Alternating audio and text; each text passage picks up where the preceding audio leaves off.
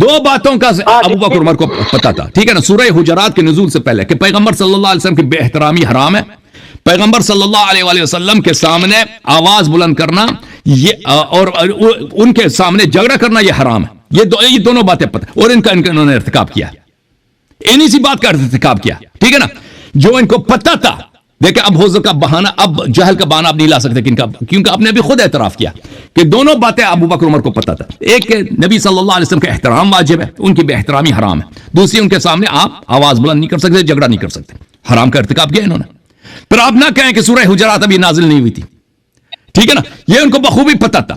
اور تیسری بات، اللہ تعالیٰ نے وہیں پر مدح فرمایا ہے جو لوگ اپنی آواز دھیمی رکھتے ہیں، ان الذین یغضون اصواتهم عند رسول اللہ صلی اللہ علیہ وسلم اولئک الذین امتحن اللہ قلوبهم للتقوی وعد لهم مغفرة ولهم مغفرة واجر عظیم، ان کے لیے مغفرت ہے اور اجر عظیم ہے۔ اللہ تعالیٰ نے مدح فرمایا، تو پتہ یہ چلا میرے محترم ناظرین کہ وہ اس زمانے میں بھی ایسے لوگ تھے کہ آواز دھیمی رکھتے ہیں، وہ مومن ہیں اور ان کے لیے مغفرت اجر عظیم ہے، اور جو لوگوں نے آواز بلند کیا ہے ان کے اعمال حبط ہو گئے اور وہ کافر ہیں۔ یہ ثابت ہوگا ابو بکر عمر کس کیمپ میں؟ واضح ہے۔ اس پر دلیل پلیز حضرت، میں نے آپ کی باتیں اچھی طرح سے سنی، آپ مجھے بات کرنا ہے، اس کی دلیل واضح ہے، قرآن کی آیت ہے، ان الذین یغضون، جو لوگ اپنی آواز دھیمی رکھتے ہیں، تو ایسے لوگ ہیں کہ جو آواز دھیمی رکھتے ہیں، اللہ نے ان کے دلوں سے امتحان کا، ان کے دلوں سے ایمان کا امتحان لیا ہے، ان کے لیے اجر عظیم ہے اور مغفرت ہے، ٹھیک ہے۔ ابو بکر عمر اس میں نہیں ہے، ابو بکر عمر کس میں؟ حبطت اعمال میں۔ تو بہرحال میرے محترم ناظرین، تو اب ان کا ایک بہانہ بنتا ہے کہ چلو ان کو پتا تھا کہ نبی صلی اللہ علیہ وسلم کا احترام کرنا ہے، نبی صلی اللہ علیہ وسلم کے سامنے جھگڑا نہیں کرنا، انہوں نے کہہ دیا کہ پتا تھا، لیکن ان کو یہ پتا نہیں تھا اس سے عمل حبط ہو جاتے ہیں، ٹھیک ہے نا۔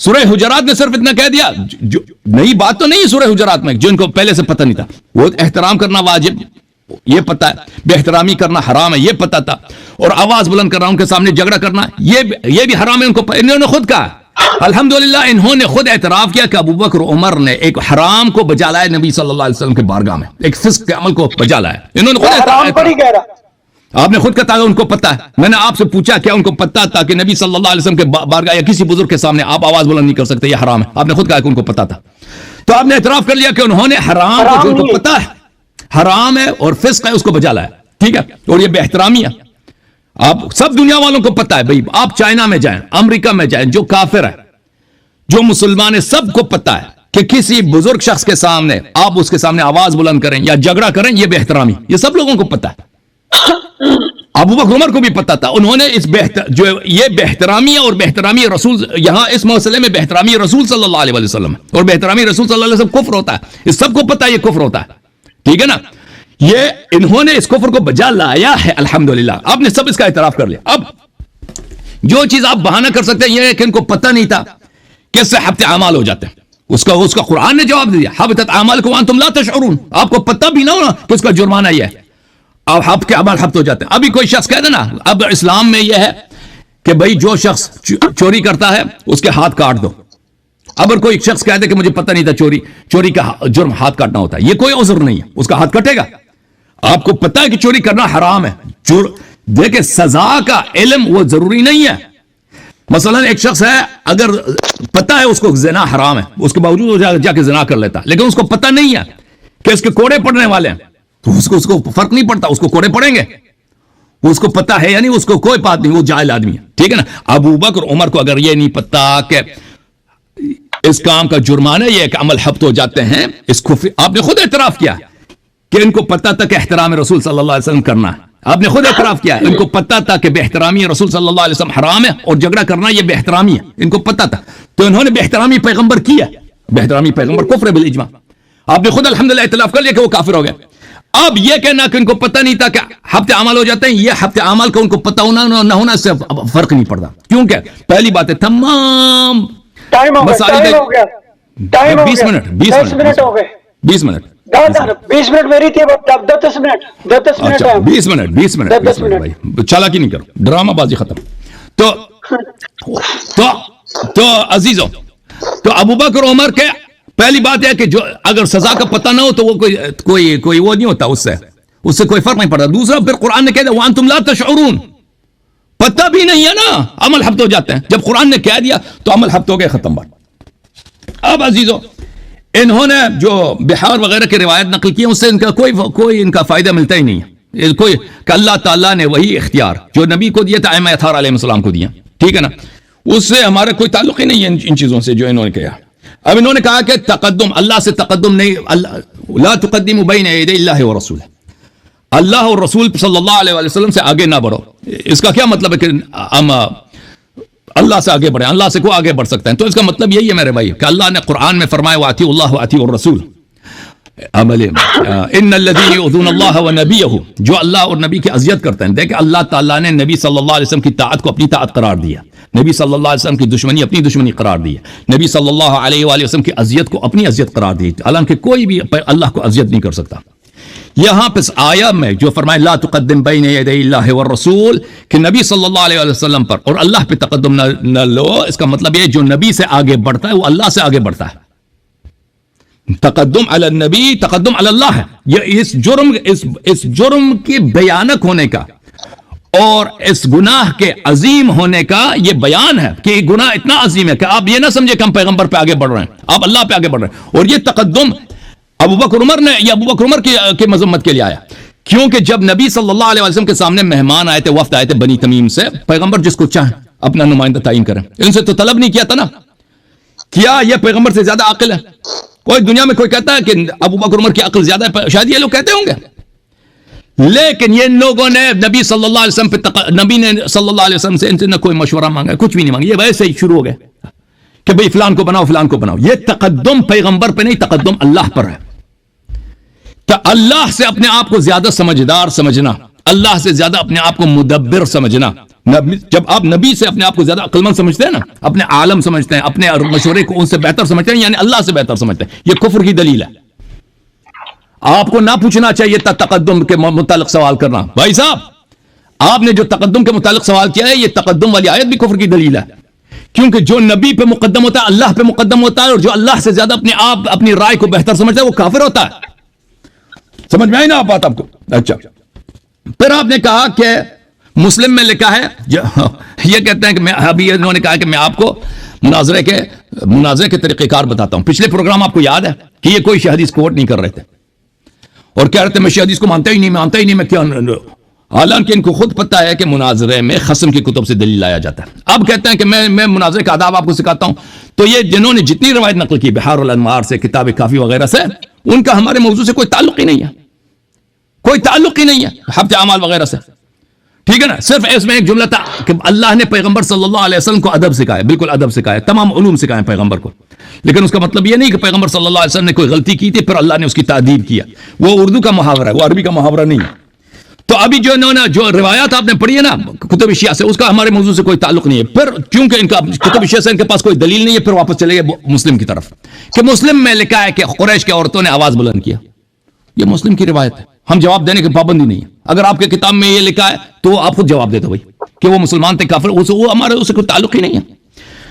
پھر آپ نے کہا کہ مسجد میں تکبیر ہوتی تھی تو وہ تکبیر چیخ چیخ کے کہتے تھے. وہ کہاں پہ لکھا ہے وہ چیخ چیخ کے کہتے تھے؟ کوئی شیعہ کتاب دکھاؤ نا، کوئی شیعہ کتاب دکھاؤ کہ کوئی شخص شیعہ کتاب میں موجود ہو کہ کوئی شخص نبی صلی اللہ علیہ وسلم کے بارگاہ میں جھگڑا کرے، آواز بلند کے ایک دوسرے پہ چیخے چلائے، اور شیعوں نے کہا کہ یہ بات صحیح ہے. تو تمہاری اپنی کتابوں سے تم نقل کرتے ہو. تم کہتے ہیں کہ وہاں پہ حلقات تدریس تھے تو وہ نبی صلی اللہ علیہ وسلم کے بارگاہ میں صحابہ چلاتے تھے. وہ کہاں تھے بھائی؟ کہاں کس شیعہ کتاب میں؟ وہ بڑا بدبختی صحابہ ہوگا کہ نبی صلی اللہ علیہ وسلم کے ہوتے وہ تدریس کرے گا. یہ تو آپ کی دین ہے نا، آپ کی دین ہے کہ کہتے ہیں نبی صلی اللہ علیہ وسلم نے عبد الرحمن ابن عوف کے پیچھے نماز پڑھی ہے. نبی کے ہوتے ہوئے کون معلم ہے بھائی؟ اور نبی موجود ہیں، صحابہ کی کیا مجاز؟ ان کو پڑھنا لکھنا بھی نہیں آتا کہ وہ آ کے تدریس کریں. یہ کوئی دین ہے بھائی؟ یہ کوئی اس نے کوئی شیعہ کتاب، ان کے کتابوں میں شاید ہو گئے ایسے کفریات کہ نبی صلی اللہ علیہ وسلم موجود ہے، معلم کوئی اور ہے جو اللہ تعالیٰ کی جانب سے پورے کائنات کا سب سے عالم ہے، سب ملائکہ سے افضل ہے، ٹھیک ہے نا. وہ تشریف اور عرب کے وہ بت پرست جن کو ان کے پاس کچھ بھی، وہ معلم ہوں گے. یہ کوئی دین ہے ان کا؟ ابو بکر عمر کی دفاع کے لیے کیا کیا کیا کیا کہہ رہے ہیں یہ بھائی کہ صحابہ پڑھاتے تھے اور چیختے چلاتے تھے اور نبی صلی اللہ علیہ وسلم ادھر بیٹھے. وہ کہاں کس کتاب میں لکھا؟ وہ آپ کی کتاب میں کفریات ہوں گے. پھر کہتا ہے کہ بخاری میں لکھا ہے کہ واقعی افک میں ادھر اوس و خزرج آپس میں جھگڑا کیا، آواز بلند کیا. وہ بخاری کی حدیث ہم پہ نہ کوٹ نہ کرو بھائی. اگر اوس و خزرج نے نبی صلی اللہ علیہ وسلم کی بے حرمتی تھی کہ وہ بھی کافر ہے. ہم کسی کو چھٹی نہیں دیتے. کوئی بھی شخص دنیا میں نبی صلی اللہ علیہ وسلم کی بے حرمتی کرے، ان کی حرمت نہ رکھے، وہ کافر ہے. آپ نے جو کوٹ کیا نا وہ اپنی کتاب سے کوٹ کیا، وہ کوئی شیعہ کتاب توڑی ہے؟ کوئی شیعہ کتاب توڑی ہے کہ اوس و خزرج تھے، امیر المومنین علیہ السلام بھی وہاں تھے، انہوں نے جھگڑا کیا؟ بھائی یہ کوئی شیعہ روایت نہیں ہے. آپ کو پتا ہونا چاہیے کہ شیعہ حدیث لانا ہے. اچھا، پھر آپ چلے گئے انبیاء کی طرف. ان کا ابو بکر عمر کے دفاع کے لیے ان کو بار بار خود کافر ہونا پڑتا ہے. کہتے ہیں دیکھو کہ قرآن مجید میں سورہ مبارک الصاد میں وہاں پہ کیا لکھا ہے؟ اعوذ باللہ من الشیطان الرجیم ولا تتبع الهوى فيضلك عن سبيل الله. اے داؤد، ہوا کی پیروی نہ کرو کہ آپ کو اللہ کی راہ سے دور کرے گا. اتباع ہوا جو ہے یہ اللہ کی راہ سے آپ کو دور کرے گا. اور بھائی اللہ داؤد نے، اور بھائی یہ اللہ تعالیٰ قرآن میں بہت سارے جگہ ایسے ہیں کہ اللہ تعالیٰ انبیاء علیہ السلام کو کسی چیز سے منع کرتا ہے. اس کا مطلب یہ نہیں ہے کہ انہوں نے وہ غلطی کی ہے. اس کا مطلب یہ نہیں ہے کہ داؤد علیہ السلام نے اتباع ہوا کی ہے. دیکھیں اس کا مقصد کیا ہے. کہتے ہیں اگر ابو بکر عمر نے اتباع ہوا کی تو داؤد نے بھی کیا تھا، کیا ہوا؟ اور بھائی یہ کفر ہے تمہارے کہ تم بار بار ابو بکر کو عمر کی دفاع کے لیے کبھی نبی کریم صلی اللہ علیہ وسلم کو کی طرف فسق کا نسبت دیتے ہو، اور کبھی داؤد علیہ السلام کی طرف فسق کا نسبت دیتے ہو، ان کو گمراہ بناتے ہو کہ انہوں نے اتباع ہوا کیا، وہ گمراہ ہو گئے. اور بھائی انبیاء قرآن میں اہل بیت علیہ السلام کا اصول ہے کہ قرآن کا نزول کس میں ایاک اعنی واسمع جا رہا ہے. میں تجھ سے کہتا ہوں تاکہ وہ سن لے. اگر کہاں پر اس کے ہی مقام پر اس قرآن مجید میں نبی صلی اللہ علیہ وسلم کی مذمت ہے، ظاہر میں وہ ان کی مذمت نہیں ہے، وہ دوسروں کی مذمت ہے. تو میں کہتا ہوں تاکہ دوسرے سن لیں. یہ تو فصحاء بلغاء کے نزدیک ایک واضح ایک طریقہ کار ہے. تو عزیزوں، گفتگو کو میں واپس سمیٹ لیتا ہوں. ان کے اپنی کتب سے ایک آیت نہیں، کئی ایک آیات میں سورہ حجرات میں اللہ تعالیٰ نے ان کے امام کے اعمال کو حبط قرار کر دیا. یعنی یہ کہتے ہیں کہ وہ ہجرت کیا، انہوں نے جہاد کیا، فلان کیا، صدقات دیے وغیرہ وغیرہ. صدقات کیا دینا ہے؟ وہ اپنے والد کو، وہ مکہ میں ملازم تھے، کس کمپنی میں ملازم تھے؟ وہ مکہ میں کس کمپنی میں ملازم تھے؟ حافظ صاحب وہ کمپنی کا ایڈریس ذرا بتانا. وہ کیا تھا؟ ٹویوٹا کمپنی میں ملازم تھے. ٹویوٹا کمپنی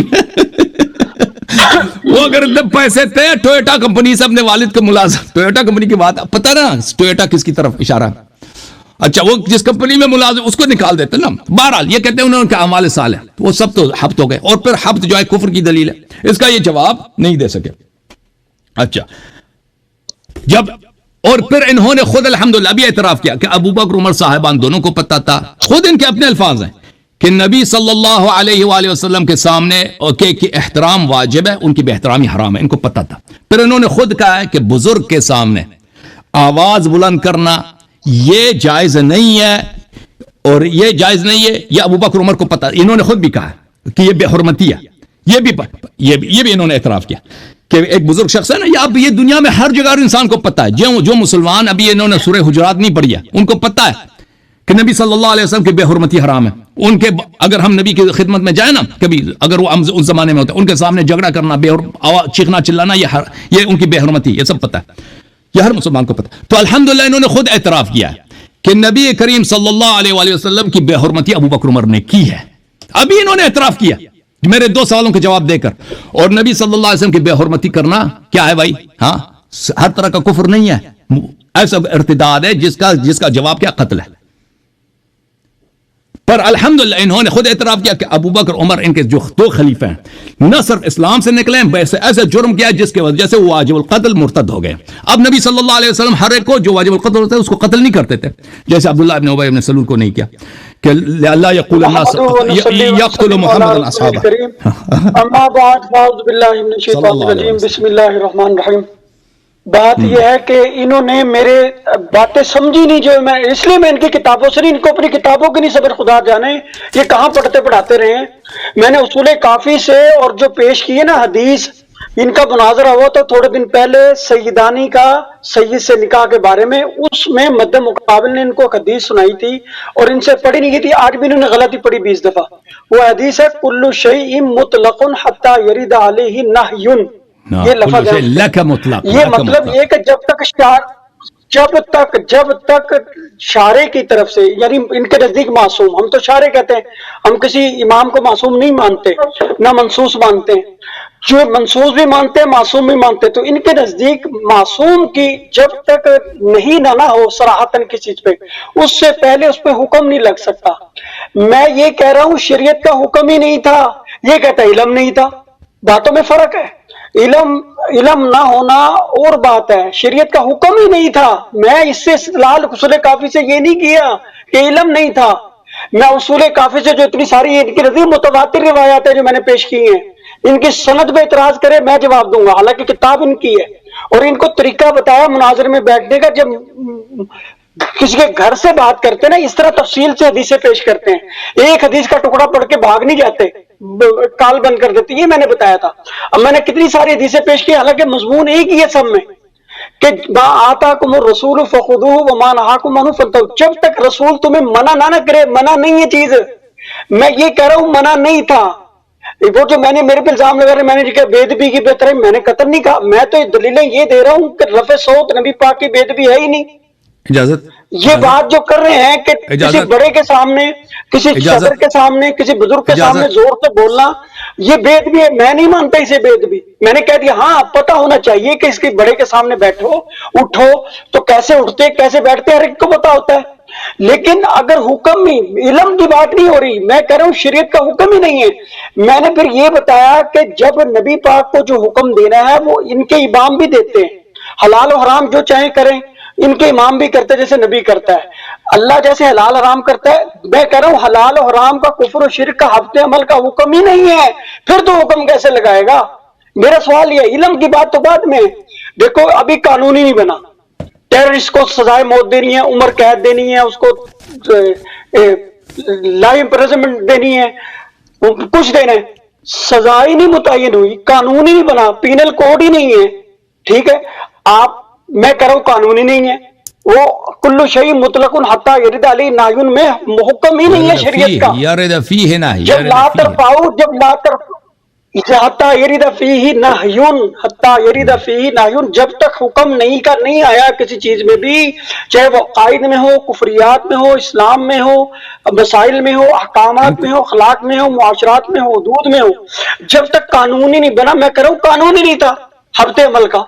हफ्ते अमल का ला तरफाऊ के बाद ही है ना, साथ आया वो सजा है, वो सजा है, सजा भी कानून ही होता है। अल्लाह के बंदे, तुम्हें नहीं पता ना पुरानी याद का सोशियोलॉजी में जो कानून है ना, कानून है, कानून सजा हो या किसी को अदब सिखाना हो, ताजीरात हो, ये कानून ही होते हैं, समझ आएगी ना। जिसमें लिखा हो तुम्हारा अमल हफ्त हो जाएगा, तुम्हें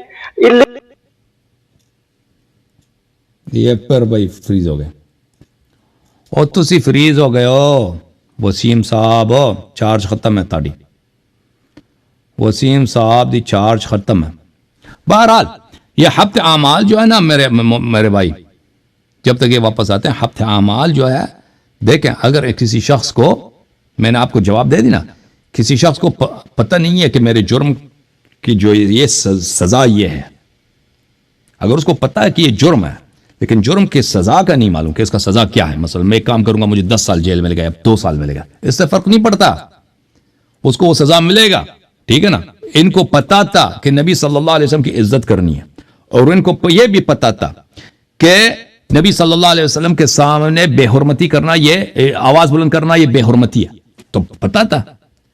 फिर इन्होंने ये अमल फिस्क है, इन्होंने जो झगड़ा किया ये फिस्क था, इनको पता था ये फिस्क। हाँ, आप कह सकते हैं कि इस फिस्क का जुर्माना कितना अजीम है, हफ्ते अमल, इसका पता नहीं था, वो बिल्कुल कोई बात नहीं, उससे जरर ही नहीं होता उससे, क्योंकि कुरान ने, पहली बात है कुरान ने खुद कह दिया हबतत अमालकुम अंतुम ला तशउरून, आपको पता भी ना हो ना फिर भी आपके अमल हब्त हो जाते हैं। कुरान ने खुद, ये आयत ही यही है, इसी मसले में यही आयत है, ला तरफउ अस्वातकुम फौक़ सौति नबी सल्लल्लाहु अलैहि व ला तजहरू लहू बिलक़ौल कजहरि बअदिकुम लिबअदिन अन तहबत अमालकुम व अंतुम ला तशउरून, अमल आपके हब्त हो जाएंगे, खत्म बात।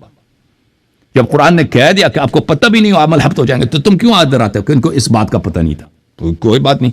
ابھی آپ پاکستان میں نا آپ کو پتہ ہے چوری کرنا حرام ہے، لیکن آپ کو پتہ نہیں ہے کہ آپ کو سائیکل چوری کریں گے تو 1 سال کی قید یا 10 سال کی قید ہے یا 6 مہینے کی قید ہے، وہ آپ کو نہیں معلوم، یا صرف جرمانہ ہوگا، اس سے فرق نہیں پڑتا. جج کے پاس جائیں گے نا، جج وہ قانون کے مطابق، اگر قانون میں لکھا ہے 5 سال تو 5 سال، 10 سال تو 10 سال آپ کو جیل دے دے گا. آپ کہتے ہیں مجھے پتہ نہیں تھا کہ اس کا 10 سال ہے یا 5، اس سے کوئی فرق نہیں پڑتا. ٹھیک ہے نا. اب یہ کہتے ہیں کہ ائمہ علیہم الصلوۃ والسلام حلال حرام کرتے ہیں، یہ ان کی نادانی ہے. میں آپ کی خدمت میں عرض کروں کہ روایت میں کیا لکھا ہے. روایت جو انہوں نے پڑھی ہے کتاب کافی کی،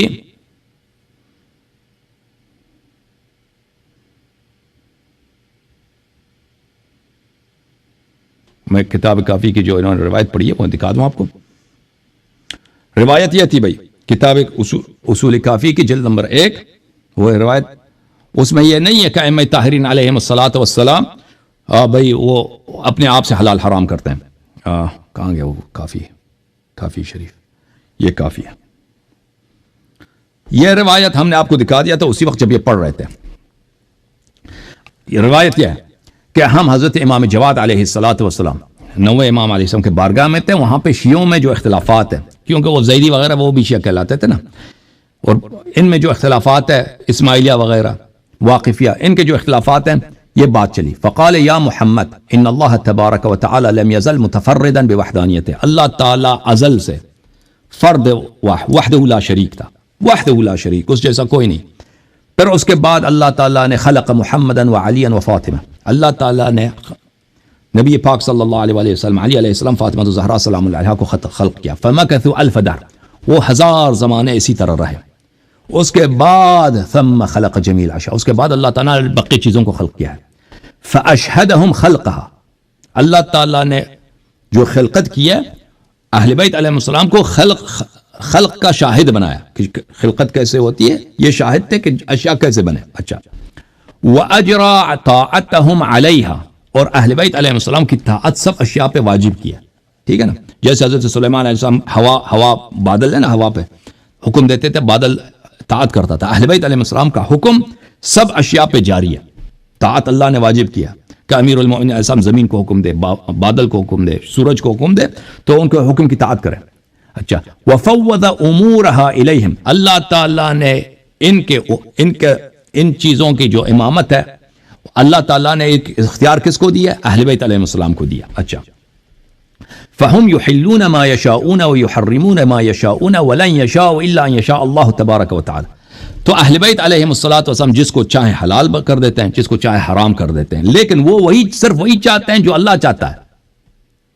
اہل بیت علیہ السلام کا جو جس کو چاہیں حلال کریں، جس کو چاہیں حرام کریں، لیکن وہ صرف وہی چاہیں گے جو اللہ چاہتا ہے. ٹھیک ہے نا. پھر اس کا مطلب کیا ہوا کہ وہ ان کا ارادہ، ان کی مشیت تابع ہے کس کے؟ اللہ کی تابع، تسلیم ہے اللہ کے. جو اللہ کا حکم ہوگا کہ یہ چیز حلال ہے تو لوگوں کو بتائیں گے کہ حلال ہے، جو چیز حرام ہوگا لوگوں کو بتائیں گے یہ حرام ہے. اس طرح نہیں ہے جو یہ کہہ رہے ہیں کہ شیعہ مذہب میں یہ ہے کہ وہ جو مرضی ہوگا، جو مرضی کر دیں، جو مرضی وہ حلال حرام بتاتے جائیں. حدیث وہ نہیں کہہ رہا. بلے ثم قال یا محمد هذه الديانة الذي من تقدمها مرق ومن تخلف عنها محق ومن لزمها لحق خذها اليك یا محمد. یہ عقیدہ وہ ہے جس سے کوئی آگے بڑھے تو وہ دین سے نکل جاتا ہے، اور جو پیچھے رہ جائے اس عقیدے سے وہ ہلاک ہو جاتا ہے، اور جو اس عقیدے کو اپنا لیتا ہے وہ اس کی نجات ہوتی ہے.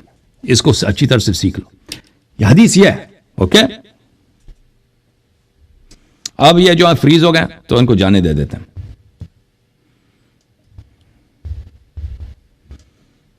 اب دیکھتے ہیں کس کی باری ہے بھائی. وہ آ گئے بھائی، آ گئے، وہی آ گئے، علامہ صاحب آ گئے. 3 منٹ پر 3 منٹ 36 سیکنڈ پہ بند ہوا تھا. 3 منٹ 36 سیکنڈ پہ کرو اسے ٹائم کرو. نہیں یار وہ 3:36 ہوا تھا. بس آپ سے بات بہت ہو گئی نا. آپ 5 منٹ بات اس موضوع پہ بھائی صاحب 5 منٹ بات کرو پلیز. نہ میں نے 5 منٹ جواب دینا اپنا، ایسے نہیں مارے. 5 منٹ جواب دے دو بس 20 منٹ. نہ نہیں 5 منٹ بات کرو ختم. یہ اپنا دیکھیں آپ پوری میں بات کروں گا. نہیں آپ اس موضوع پہ 2-3 دفعہ بات کر چکے ہیں بھائی. نہیں میں کر چکا نہیں اچھا پھر میرے گزارش سن لیں آپ، پھر آپ شروع کر لیں. 15 منٹ بات کریں. ہاں جی. اس کے بعد میں 15 منٹ اس آیا کے متعلق بات کروں گا. پھر اس آیا کو اب چھوڑ دیتے ہیں عوام کے لیے. بہت بات ہو گئی. 2-3 پروگرام آپ نے کیا ہے نا، ہر دفعہ 2-3 کرتے ہیں، سب کا ٹائم لے لیتے ہو. صرف 15 منٹ میں آپ کے جتنے ردود ہے پیش کریں، اس کے بعد میں اپنا رد پیش کروں گا. بسم اللہ. 15 منٹ. ٹھیک ہو گیا. اب بات یہ ہے، ہاں جی یہ بات میں کر رہا تھا کہ انہوں نے ایک حدیث پیش کی تھی بخاری کی خود ہی، اس کی میں صرف وضاحت کر دوں کہ لا تقدموا بین یدی اللہ پہ، کہ کہتے ہیں قال ابو بکر ما اردت الا خلافی قال عمر ما اردت خلافک. اس کو کہتے ہیں فتح مارا یا حتی ارتفعت اصواتهم فنزل فی ذلک یا ایھا الذین آمنوا لا تقدموا بین یدی اللہ ورسولہ واتقوا اللہ، کہ قرآن میں عہد ہے یا بنی اسرائیل اذکروا نعمتی التی انعمت علیکم. اللہ تو کہتا ہے میری ان نعمتوں کا ذکر کرو جو میں نے تم پر انعام کیا. حالانکہ پہلے نعمت ہی آ گیا، پھر دوبارہ انعام تو کہا، انعام آ گیا دوبارہ. اسے کہتے ہیں عربی زبان میں فصاحت بلاغت میں تجرید. کیا کہتے ہیں؟ تجرید. جیسے ہم کہتے ہیں دراصل میں، دراصل بھی در بھی میں ہے اور میں بھی میں ہے. مقرر کسی لفظ کو ہم معنی کو لانا، اسے تجرید کہتے ہیں عربی میں. اب حضرت ابو بکر صدیق نے کہا عمر تو میری مخالفت کر رہا ہے. عمر نے کہا حضرت میں آپ کی مخالفت، اتنی بات انہوں نے کہی تو کہتے جی اس کے عمل آپ بتاؤ. اب مجھے خود عقل سے سوچ کے بتائے، نبی پاک کی خدمت میں کسی پاس بیٹھے ہوئے کوئی بندہ ایسی بات کر دے کہ یار تو میری بات کی مخالفت نہ کرو، کہتا ہے میں نہیں کر رہا، اس سے ہفتے عمل ہو جائیں گے. اس لیے ہم نے بتایا تھا کہ لا تقدموا یا لا ترفعوا میں. اب پھر کہتا ہے جی نبیوں پہ پہنچ جاتے ہیں جی بات بات پہ. بھائی ہمارا مسلمات خصمی نبی ہیں، تم نبیوں کے علاوہ مانتے کسی صحابی کو نہیں ہو، اور ہم کسی کلینی یا توسی کو نہیں مانتے، نہ اس کی کسی کتاب کو مانتے. تو آپ کی وجہ سے میں نے کہا چلو پیش کر دو یار، کوئی بات نہیں. تو کوئی مطلق حتی یرد علیہم نہیون میں صرف یہ ہے کہ حکم نہیں ہے، قانون ہی نہیں ہے. جب قانون نہیں ہے موجود تو حکم نہیں لگ سکتا. تو علم کا مسئلہ نہیں کہ علم تھا یا نہیں تھا، علم کا مسئلہ بعد میں. اب قانون سپریم کورٹ نے بنایا ہی نہیں، کوئی پینل کوڈ ہی نہیں ہے ابھی دنیا میں. آپ کیسے کسی کو سزا دیں گے، پھانسی کیسے دیں گے قتل کی؟ تو بات علم کی نہیں ہو رہی، حکم ہی نہیں ہے. لا ترفعوا اصواتکم پر حکم آیا، اس سے پہلے حکم کیسے لگے گا؟ وہ کل شیء مطلق حتی یرد علیہ نہی کی وجہ سے وہاں حکم نہیں لگ سکتا جو شارع منع نہ کر دے. ما آتاکم الرسول فخذوه وما نهاکم عنہ فانتهوا، اس کو بھی نہیں سمجھے. اتنی میں نے روایات اس لیے پیش کی ہیں مانا تاکہ ان کو کچھ سمجھ آ جائے. اپنی کتاب نہیں سمجھ سکتے خدا کے بندے، کہ جب تک نبی منع نہ کرے چیز نہیں تم منع ہو سکتے. جو چیز نبی تمہیں دے وہ لینی ہے، جو چیز نہیں دی نبی نے وہ کیسے لو گے؟ جس کا حکم شریعت میں نہیں ہے وہ کیسے منائے؟ پھر جا کے پہنچے ان الذین یکفرون بآیات اللہ ویقتلون، وہاں آتا ہے حبطت اعمالہم. اب کفر اور قتل نبی وہ حبط عمل کا باعث ہے. رفع صوت کہاں سے حبط؟ اس کے میں نے پھر 2 مثالیں دی. عفق کے واقعے میں بخاری شریف میں 626 جلد نمبر 2 میں جو میں نے پڑھ کے سنایا، اس میں واضح علی بھی موجود ہے ان شور مچانے والے اوس اور خزرج کے ساتھ. اگر شور مچانے سے، لڑنے سے نبی پاک کا ممبر پہ بیٹھے ہوئے کفر ہوتا ہے، حبط عمل ہوتا ہے، تو ان کے ہو گئے حبط عمل. اور اگر حبط عمل ہوتے تو نبی پاک کرتے، حبط عمل ہو گئے پاجی تڑے سورہ حجرات کی وجہ سے. تجدید ایمان کرو، تمہارے نکاح ٹوٹ گئے، حج بھی دوبارہ کرو. آپ نے جب نہیں کہا کہ بھائی تمہارے حبط، اس کا مطلب یہ ادب نہیں ہے. ادب مستحب کے درجے میں ہے، کفر شرک یا حرام یا مکروہ تحریمی کے درجے میں. ہاں بڑے کے سامنے کم بولنا، دھیمی آواز میں بولنا یہ ادب ہے، لیکن ہلکی سے اپنی بات کر دینا کھل کے یہ بے ادبی نہیں ہے، نہ یہ حرام ہے نہ یہ مکروہ تحریمی ہے. ہاں مستحب ہے کہ اگر آپ اس کا خیال کر لو. اب میرا مسئلہ یہ نہیں ہے کہ بھائی وہ علم نہیں تھا ان کو، میں یہ نہیں کہہ رہا، میں نے کبھی کسی ٹرم میں نہیں کہا وہ علم نہیں تھا. میں یہ کہہ رہا ہوں بھائی حکم نہیں تھا. لا ترفعوا کے بعد، اور یہ میں مثال حضرت علی والی اس لیے دیتا ہوں، لا تقربوا الصلاۃ وانتم سکارى، ان کو پھر چڑ لگتی یار علی کا نام آ گیا. وہاں میں نے کہا کہ جب انہوں نے شراب پی کے نماز پڑھائی، شراب پی کے نماز پڑھا کر انہوں نے ایک اور کام کیا کہ نقل کرو نا. کیوں اپنی کتابوں کو نقل کرتے ہو؟ تمہاری کتابوں کی کفریات ہمارے لیے حجت نہیں ہے، تمہیں پتہ ہونا چاہیے. یہ پھر فریز ہو گیا. امیر المومنین علیہ السلام کی لعنت اس کو لگ گئی. اور بھائی اپنی کتاب میں نے کبھی شیعہ کتاب آپ پہ کوٹ کیا؟ میں نے کبھی کوٹ کیا کہ شیعہ کتاب میں یہ لکھا ہے بھائی اس لیے تم پہ حجت ہے؟ یہ کوئی دلیل ہے؟ تم کوئی عالم ہو، تم کوئی دلیل پیش کرتے ہو؟ بخاری میں لکھا ہے کہ اوس و خزرج میں لڑائی ہو گئی ہے، وہاں پہ امیر المومنین علیہ السلام بھی ہیں، وہاں پہ ان کے آواز بلند ہو گئی ہے. یہ کوئی شیعہ کتاب ہے؟ تمہارے کتاب میں تو یہ نبی صلی اللہ علیہ وسلم نے خودکشی کرنے کی کوشش کی ہے. یہ بخاری میں لکھا. نبی صلی اللہ علیہ وسلم کو اپنی نبوت میں شک ہو گئی ہے, خودکشی کرنے کی کوشش ہو. نبوت میں شک کرنا کفر ہوتا ہے. آپ نے نبی صلی اللہ علیہ وسلم کو کافر بنا دیا. وہ تم پہ حجت ہے, ہم پہ حجت نہیں ہے. تمہاری کتاب میں کفریات بہت ہیں. بس یہ بھائی پھر یہ فریز ہو گئے. جب تم نے دیکھو بھائی ہفتے عمل میں دوبارہ نہیں وہ باتیں جو میں پہلے بار بار کہہ چکا ہوں اس کو تکرار نہیں کرنا چاہتا. ہفتے عمل ان کا اپنا عقیدہ ہے کہ ہفتے عمل کفر کی دلیل ہوتی ہے. ہفتے عمل کفر کی دلیل ہوتی ہے. ملاحظہ فرمائیے اعوذ باللہ من الشیطان الرجیم سورۃ المائدہ ومن یکفر بالایمان فقد حبط عمله وهو فی الآخرۃ من الخاسرین ويقول الذين آمنوا هؤلاء الذين أقسموا بالله جهد إيمانهم إنهم لمعكم حبطت أعمالهم فأصبحوا خاسرين يا أيها الذين آمنوا من يرتد منكم عن دينه. یہاں پر بھی وہ منافق جو دل میں کافر ہیں, جو بلے ان کو جن کے ارتداد ہے ان کے عمل حبط ہو گئی ہے. اب ابو بکر عمر کے متعلق کہ بھائی ابو بکر نے عمر سے کہا کہ تم نے میری مخالفت کی, عمر نے کہا کہ تم نے میں نے آپ کی مخالفت نہیں, اس پہ عمل حبط ہو گئے, اس پہ عمل اس لیے کہ تمارا ورفع اصواتہما, یہ بخاری کے الفاظ ہیں. نبی صلی اللہ علیہ وسلم یہ آپس میں گفتگو نہیں تھا, نبی صلی اللہ علیہ وسلم کے بارگاہ میں انہوں نے جھگڑا کیا, آپ آواز بلند کیا تو آیا نازل ہوئی ہے, آیا حبط اعمال نازل ہو گئی, تو ان کا عمل حبط ہو گیا نا.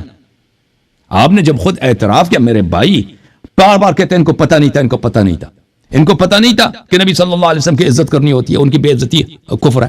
پتہ تھا, بخوبی پتہ تھا. پر ان کو یہ بھی پتا ہے کہ کسی بزرگ کے سامنے آواز بلند کرنا, جھگڑا کرنا, یہ اس کی بے حرمتی ہے, یہ ادب کے خلاف, یہ بھی پتا تھا. یہ سب یہ پوری دنیا کو معلوم ہے. تو پھر آپ نہ کہیں کہ بھئی آیا نازل نہیں ہوئی تھی. آیا جب آیا یہ باتیں ان سب کو پتا تھا, آیا نازل ہوئی مذمت کے لیے. ان کی سب مسلمان سمجھ لیں کہ یہ مسلمان نہیں ہے, یہ ان کی ارتداد ہو چکی ہے, ان کا عمل حبط ہو چکا ہے. اوکے, یہ بہت واضح ہے میرے بھائی.